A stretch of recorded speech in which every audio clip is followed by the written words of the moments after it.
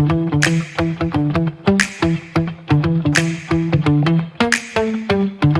hi developers, in this video we will learn about the generator functions. So generator functions produces sequence of values one at a time. And when we call a generator function, it does not run all at once. Instead, it generates value lazily, pausing and resuming executions as needed. Also, it is defined using function star syntax and contains one or more yield statements. So we will discuss these points one by one with some basic examples. So function star. So this function star means it is a generator function. Okay. So the name of function is number generator iter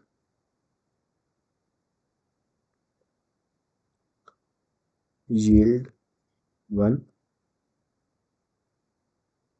I will tell you what yield is and why we use yield. Turns 1. So using yield, it poses the function and returns a value.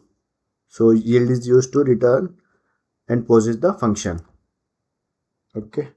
Similarly, yield 2, yield 3. Yield 2 will pose the function and returns 2, and yield 3 will return 3. Okay. So now we are calling the function number generator. So number generator. Also we will log the output. Next. Dot value.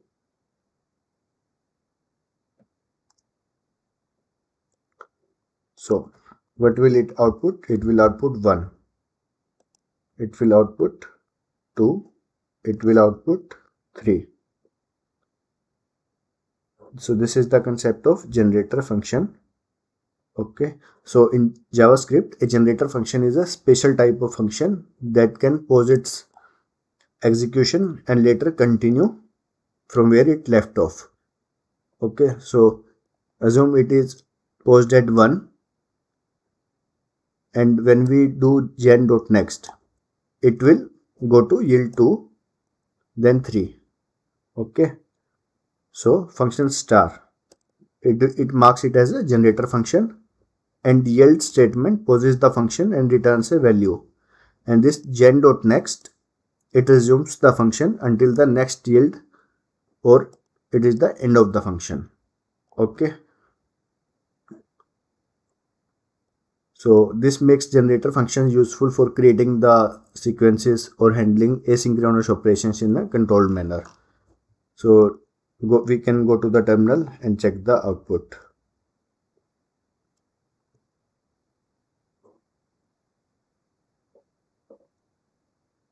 So the output will be 1, then 2, then 3. So this is the concept of generator function in JavaScript.